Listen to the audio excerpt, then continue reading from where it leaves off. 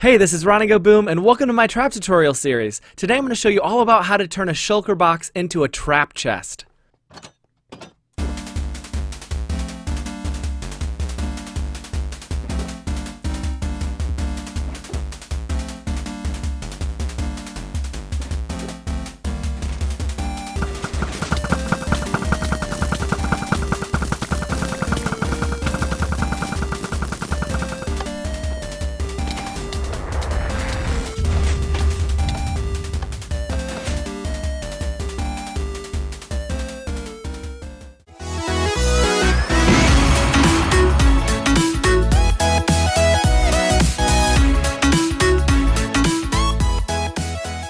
Xisumavoid had a really amazing invention that turned a shulker box into a button, but unfortunately I tried this out in my own world and it didn't really work. So his invention used the shulker box just to push this just a little bit, so it would activate this detector rail and then turn on the light, and then the minecart would pull right back into its original position. But whenever I seem to try it, it permanently pushes that minecart there. I don't know if that was a change in 16W40A, but it seems that every single time I try to use this shulker box, it permanently puts it over, and that's not what we want.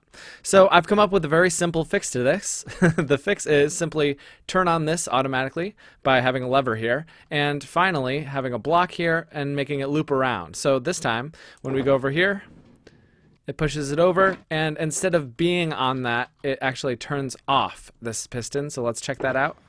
Press it, it moves over, piston shuts off. And you can hear it working. This sounds great, but it's a little bit unreliable. The only thing I don't like about it is that sometimes you'll open it and it simply doesn't trigger, like that time. We didn't hear a piston that time because it didn't even work. Sometimes there's a little delay in the time that it takes to remove this from the detector rail. Sometimes it works and sometimes it doesn't, but it's a little bit unreliable. So I've devised a way to make it work every single time, and that's this way. Unfortunately, it has to have the shulker box open to the top, and we put a minecart on top of it and it activates every single time. It works like this. We have a minecart on top of a shulker box, and that minecart is actually on top of a piece of string. That string detects entities that land here, so when the shulker box opens, it pushes the minecart out of range of that piece of string. The observer block detects it and triggers this piston. Let's check it out. I'm just going to place a block here, right here. Place any kind of rail on top, minecart, destroy that, and there we go. It's all set and ready to go. Open up the shulker box, and we activate that redstone. Remove it, and it pulls that redstone back away. Now I've come up with some really good traps to use this. Check this one out right here. Please forgive me for my design. I'm trying. Just acknowledge that this is a room, and that's all it needs to be. So here we have some shulker boxes. We can open this up. High, low, middle one is trapped. You can fall to your death. So I did this by having a floor pull away. All these blocks on the floor pull away. 1, 2, 3, 4. As soon as that shulker box is triggered. Just like before, I used that reliable shulker box trigger with the observer block, the string, and a repeater coming out of it to extend that signal. I used the piston and a redstone block to activate this trap. First, this bottom gets activated. Then the top gets activated, and the top simply puts blocks down on the sides. Let me just fly for a second and show you what happens. We open this up, blocks come down on either side, and if you're standing in that area, it pushes you to the center because people don't like to suffocate, so they automatically actually get pushed to the center if there's an open block there, if there's no way to walk any more sideways. I tried to make it so it looks like you might be able to go in this little corner here, but you actually can't. It's only 3 half slabs tall, so a block and a half. A person can't be there. So a person could stand right here and not fall in the center when it opens up, but since these blocks right here come down, it pushes you into the center and you fall to your doom. Obviously you'd have hoppers down there and a new kill mechanism to make it so that even if they had a totem, they would die. And I'll show you how to do one of those in just a moment. Here's my second machine. This machine, unfortunately, it didn't work. So the design idea was to have a 3 tall floor.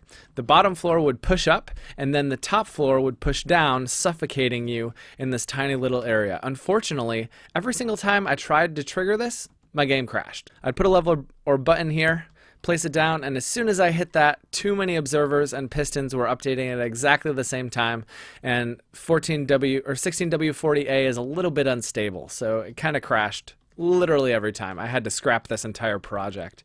It was going to eventually be hooked up to this reliable one instead of this unreliable one, but what can you do? Just in case you wanted a tutorial for the reliable one, I'm going to do it right here. All you have to do is place down a shulker box.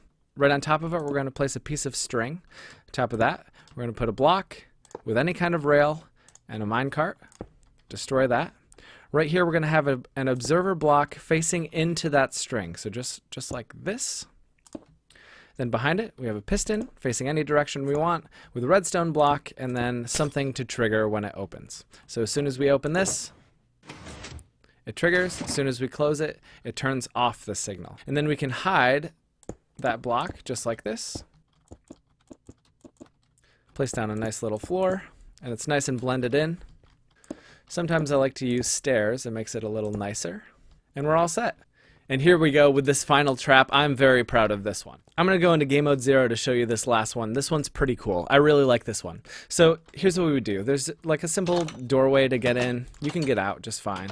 But that's not the issue. The issue is this is supposed to be like a chest room in your base. And you can come in here, get all your materials, put stuff away, grab some other stuff, whatever you like. But if someone unsuspecting does not know that this one is trapped, then this is what happens. If you don't know, you're going to try to open this and you'll actually trigger the trap.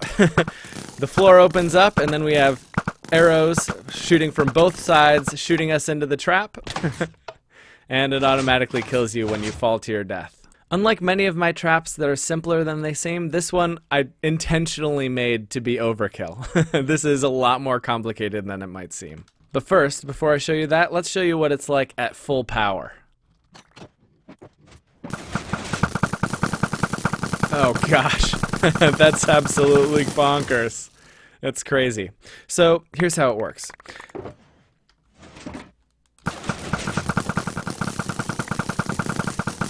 What you might not have noticed before is that these are all slowing arrows. And the trap actually has some string here so that just in case you fall and you realize that you can't escape by ender pearling, as soon as you hit this tripwire right here, the trap disables. It closes up and it stops wasting those arrows. As soon as the player passes through this, it ends. But there's another set at the bottom, just in case the fall doesn't kill you. Let's say you have a totem and the fall doesn't kill you. Even though it saves you, you get suffocated at the bottom because right down here we have tripwire that's hooked up to a suffocator trap. And although it looks like half slabs under here, those half slabs have hoppers underneath them. So we have half slabs with hoppers underneath them to gather all the items. Hoppers grab all your items and put them in the chest right here. And let's go take a look at how the top works. The suffocator is relatively simple. It's literally just tripwire hooks hooked up to a couple sticky pistons on both sides. Up to the top, let's take a look at this beast. Right there, that green shulker box is hooked up to the automatic trigger. I chose the slightly less reliable one this time, just for no reason. It works most of the time, but I like this one better because even though it's not flush, it is much more reliable and it triggers literally every time. That redstone signal hooks up to this piston right here. This redstone block heads down. It gets inverted. That signal is inverted and comes down here to this RS NOR latch. So once it's turned on, it never turns off unless it comes down here. Right in here, here are those tripwire hooks. So as soon as the player falls through, passes this tripwire, then this triggers that RS NOR latch to finally disable the trap. So continuing on here, I have an observer block here that uses a 1-tick pulse to make sure that these pistons fire only when they need to. That way we can have a flush floor piston retractor. I have a tutorial to that here if you'd like to see a flush floor piston retractor. Then on either side they're hooked up to pistons that pull down the wall right here. It pulls down these blocks to reveal the dispensers behind it. I have 5 rows of dispensers, and the reason I put them low is even though players can jump over it, they shoot really fast, and I have them low so that they don't actually reach all the way across most of the time. Since they don't reach all the way across, only the ones here can bounce you toward the center. So either side, no matter which side you're standing on, they always bounce you toward the center. Although it is technically possible for you to escape through this door, I've tried it, and while you're getting hit by arrows, it's extremely difficult. Out of 20 tries where I tried it and I made this trap, I was only able to get out once. And people are not going to be expecting it. Right up here, we have an observer block that's actually facing this way, like this. And then we have a repeater on top with a block on either side that makes a really nice one-tick clock. That clock hooks up to these dispensers that are shooting arrows of slowness. If you don't have a lot of arrows of slowness, you could easily use regular arrows. They have the same amount of knockback. Or if you wanted to, you could just hook this up to a couple skeletons standing here and they'll shoot an infinite amount of arrows for free. You just have to use a name tag to name them. Just for the sake of the video, I made a little command block that clones these full chests with these down here so I could shoot as many arrows as I want, just for the sake of the video. And let's watch this one more time just because it's super fun. Love it. So it pulls down those blocks, starts shooting with the dispensers, things go absolutely crazy. Eventually, let's see what happens to some zombies. Knocked toward the center, relatively fast. As soon as that zombie got knocked to the center, it disabled the trap. So let's see that one more time. There he goes. Even the items that the zombie drops will trigger that trap. And the cool part is this could just be part of your base.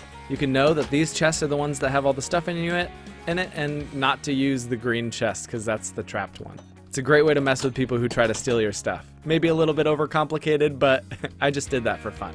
In reality, it would be just as practical to use regular arrows or just simply to put water streams on each side to make you fall in the pit.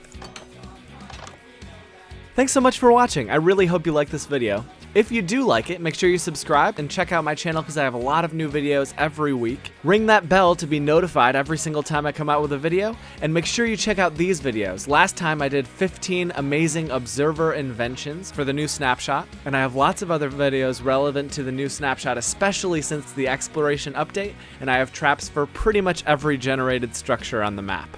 If you haven't seen it yet, check out my tutorial on how to trap igloos. Make sure you blow up that like button, and I'll see you next week for Trap Tuesday.